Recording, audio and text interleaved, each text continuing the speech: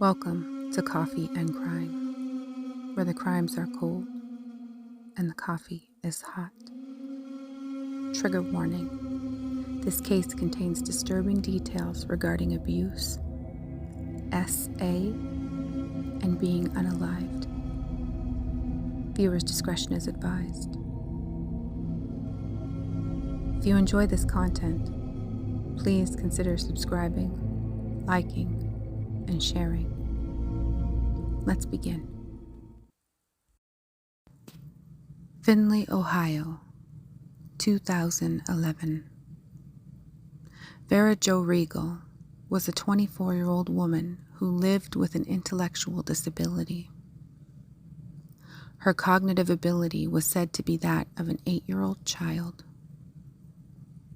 Early in life, Vera was reportedly sexually assaulted by her biological father and her stepfather. She did not get along well with her mother. When she was 19, she was encouraged to start a relationship with Zachary Brooks, who was 13 at the time. His mother, Sherry, encouraged it. Sherry insisted that Vera come to live with them. Vera believed that she had finally found people who would love and accept her. But little did she know the danger that was to come. The Brooks family was a well-known family within their community. They were known for drugs, fights, and a variety of crimes. The mother, Sherry, also known as Sugar Babe, was the leader of this diabolical family. As a child, Sherry was repeatedly sexually assaulted by her biological father, and she was eventually removed from the house to be placed into the system. Though, despite being removed, she continued to maintain this sexual relationship with her father, even long after she came to marry. When Sherry began to have children, she too began to sexually assault them. 5 children would be removed from Sherry's care. One of those 5, the eldest son, was a product of incest, conceived between Sherry and her first cousin. Sherry continued on to have 4 more children, making that a total of 9. Scotty, Michael, Maria, Joshua, Little Sherry, Punky, Zachary, Garth, and Chucky.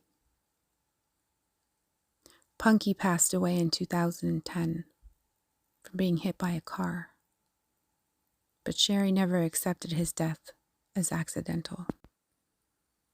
People describe Sherry as a pedophile, a master manipulator, a criminal, and a sociopath. Sherry's own mother stated that she is obsessed with newborn baby girls. Many acquaintances and relatives stated that Sherry would often hover around their infants. Everyone knew and understood that if Sherry said to do something, there were no questions to be asked. She controlled everyone. Vera moved into the Brooks home and was quickly taken advantage of. She became a slave and a servant while Sherry cashed Vera's disability checks. Sherry expected a baby from Vera, and soon after, Vera became pregnant with Zachary's child. And to Sherry's delight, it was a baby girl. Sherry was insistent that the baby be born on her birthday. And even though Vera was due 1 month after Sherry's birthday, Sherry made Vera drink several bottles of castor oil to force her into labor. Vera gave birth 1 month early. After giving birth, Vera was often tortured and severely beaten with belts, locks, and she was even starved. She was never allowed to hold her own baby because in Sherry's eyes, it was her baby now. If Vera even touched her daughter, Sherry would order Zachary to savagely beat her. The baby slept in Sherry's room, and Vera was forced to sleep in a closet with one of the family's pets, a pig. Everyone blamed Vera for even the most minuscule of things.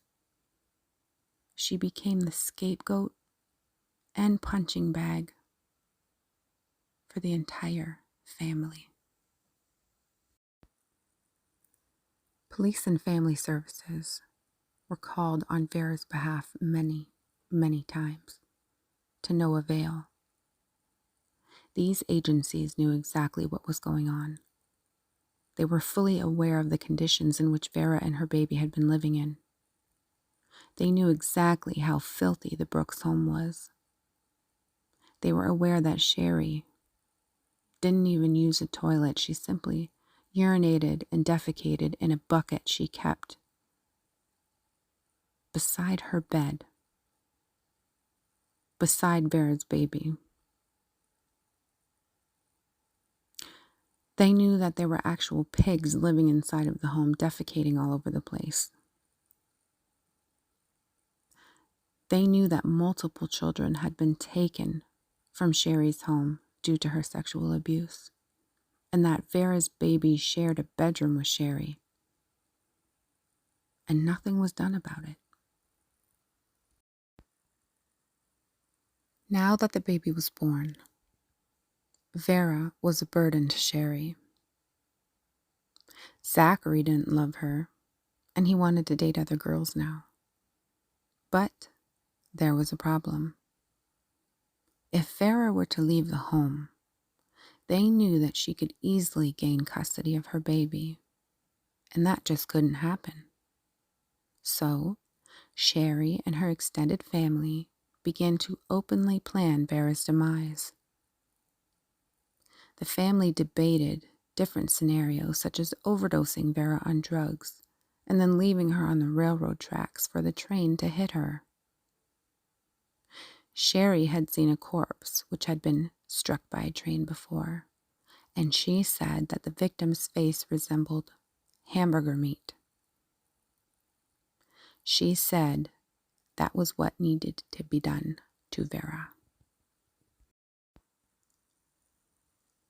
Daniel Bixler was a cousin of the family who had only been out of prison for 3 weeks at this time. He had just finished serving a 3-year prison sentence. Sherry was pretty close to Danny, considering his father was the first cousin with whom she had that incestuous relationship with. Technically, Danny and Sherry's son Scotty are cousins and half-brothers. And their father is in prison for attempting to murder Danny's mom. So, Danny was already a self-professed killer. He even had a teardrop tattoo on his face. He and his new girlfriend, 17-year-old Nicole Peters, had been staying at the Brooks home in recent weeks. Nicole was curious about what it would be like to kill someone, and she wanted a teardrop tattoo to match her new boyfriend's. Sherry had struck gold. These two were perfect for solving her Vera problem. Sherry informed Danny and his new girlfriend that it had been Vera who caused Punky's accidental death. She said that Vera pushed Punky in front of a car, among other things that poor Vera was now being blamed for.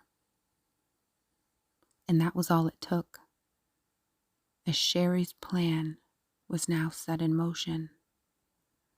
Vera was brutally beaten over a stretch of days, and most of the bones in her face had been broken. After nightfall on March 26, 2011, Zachary, Danny, and Nicole demanded that Vera put her shoes on and come along for a walk. Witnesses who were present that night say that they believe Vera knew that she was going to be murdered. She didn't want to go, but eventually she did as she was told. They walked to the railroad tracks near the family home, and when they arrived at the predetermined spot, they began to stab Vera with a kitchen knife. The weapon was so dull that it would barely even penetrate Vera's skin, so they forced her to strip naked because her clothing was making it too difficult to stab her. Vera was stabbed repeatedly, and her throat was slit. They laid her sideways on the tracks and left her alone in frigid temperatures to die. After leaving her body, they threw their murder weapon into a local body of water. The killers knew that a train would be coming around 2 a.m. They assumed that if Vera was hit by the train, she'd look like hamburger meat. This would render Vera unidentifiable, and they believed that much of the evidence would be lost. Before Vera died, she used the last little bit of strength that she had to pull herself into a fetal position off of the tracks. When the train approached, the conductor spotted Vera's body and called the police. Daniel Bixler was charged with aggravated murder, kidnapping, felonious assault, and tampering with evidence. He was sentenced to life in prison without the possibility of parole for 40 years. His girlfriend, Nicole Peters, pleaded guilty to conspiracy to commit murder, 2 counts of kidnapping and tampering with evidence. She was sentenced to 23 years in prison. 5 members of the Brooks family were charged with obstruction in relation to Vera's murder and are currently walking free. 18-year-old Zachary Brooks, Sherry Brooks, 14-year-old Chucky Brooks, 26-year-old Michael Brooks, and 21-year-old Shannon Brooks.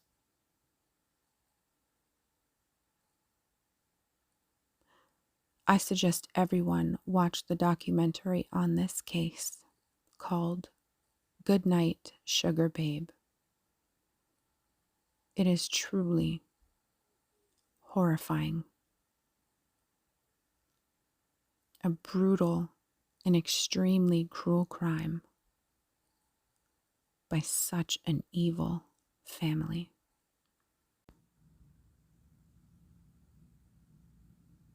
Rest in peace, Vera.